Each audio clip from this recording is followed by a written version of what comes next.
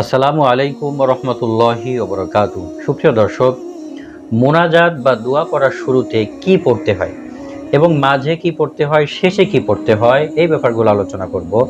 তো দেখেন, রাসূলুল্লাহ সাল্লাল্লাহু আলাইহি ওয়াসাল্লাম হাদিসের মধ্যে ইরশাদ করেছেন যে তোমরা আল্লাহ তাআলার কাছে তার দয়া ও রহমত চাও, কেননা চাইলে তিনি অত্যন্ত খুশি হন এবং যা চান আল্লাহ তাআলা তাকে তা দান করেন। তিরমিজি শরীফের ভিতরে হাদিসটা আসছে। তো মোনাজাতের শুরুতে কি পড়তে হয়? তো দেখেন, মোনাজাতের শুরুতে আল্লাহ তাআলার প্রশংসা এবং রাসূলুল্লাহ সাল্লাল্লাহু আলাইহি ওয়াসাল্লামের উপরে দুরূদ পড়ার মাধ্যমে দোয়া শুরু করতে হয়, যেটা একসাথে আমরা এভাবে বলতে পারি, আলহামদুলিল্লাহি রাব্বিল আলামিন ওয়াসসালাতু ওয়াসসালামু আলা সাইয়্যিদিল মুরসালিন।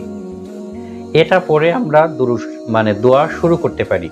তো দেখেন, আল্লাহর প্রশংসা এবং রাসূলুল্লাহ সাল্লাল্লাহু আলাইহি ওয়াসাল্লামের প্রতি দরুদ পড়ার মাধ্যমে দোয়া শুরু করার ব্যাপারে হাদিসের মধ্যে আসছেন। ফাদালা ইবনে উবাইদ রাদিয়াল্লাহু তাআলা আনহু বলেন যে একবার রাসূল সাল্লাল্লাহু আলাইহি ওয়াসাল্লাম শুনতে পান যে জনৈক ব্যক্তি আল্লাহর প্রশংসা এবং রাসূলুল্লাহ সাল্লাল্লাহু আলাইহি ওয়াসাল্লামের উপর দরুদ পড়া ব্যতীতই দোয়া করা শুরু করছে। তো রাসূল সাল্লাল্লাহু আলাইহি ওয়াসাল্লাম সেটা শুনে বললেন যে লোকটা তাড়াহুড়া করছে, মানে অনেক তাড়াহুড়া করছে। তাহলে বোঝা গেল যে দোয়া করার শুরুতে আল্লাহর প্রশংসা করা এবং রাসূল সাল্লাল্লাহু আলাইহি ওয়াসাল্লামের উপরে দরুদ পড়ার মাধ্যমেই দোয়া শুরু করতে হয়। তারপরে হলো দোয়ার মোনাজাত যখন আমরা শুরু করব তখন প্রথমে দুই হাতকে উঠানো। দুই হাত উঠানো এটাও কিন্তু দোয়ার একটা আদব বা সুন্নাত তরিকা। যে হাদিসের ভিতরে আসছে, যখন মানুষ দুহাত তোলে আল্লাহ তাআলার কাছে কোনো কিছু প্রার্থনা করে, কোনো কিছু চায়, তখন সেই হাত খালি হাতে ফিরিয়ে দিতে আল্লাহ তাআলা লজ্জাবোধ করেন। এই জন্যে দুই হাত উঁচু করে তারপরে দোয়া করা।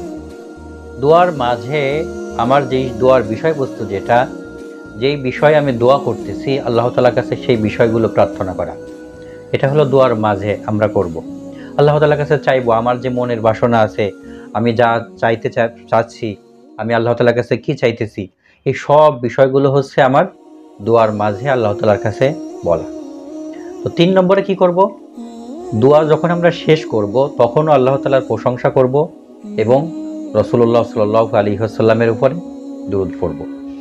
৪ নম্বর হলো যে দোয়া যখন আমরা করব, যখন দোয়া আমাদের শেষ হয়ে যাবে তখন দুই হাতকে এরকম মুখমণ্ডলে মুছে নেওয়া, দুই হাত দ্বারা মুখমণ্ডল মুছে নেওয়া, এটাও কিন্তু দোয়ার একটা আদব। তো এভাবে যদি আমরা দোয়া করি, শুরুতে আল্লাহ তাআলার প্রশংসা, রাসূল সাল্লাল্লাহু আলাইহি ওয়াসাল্লামের প্রতি দরুদ, তারপরে মাঝখানে আমাদের মনের বাসনাগুলো চাইলাম, তারপরে দোয়ার মাঝখানে শেষে আল্লাহ তাআলার প্রশংসা করলাম, রাসূল সাল্লাল্লাহু আলাইহি ওয়াসাল্লামের উপরে দরুদ পড়লাম। এভাবে যদি আমরা দোয়া করি তাহলে আল্লাহ তাআলা আমাদের দোয়াগুলোকে কবুল করবেন। আল্লাহ তাআলা সবাইকে আমল করার তৌফিক দান করেন।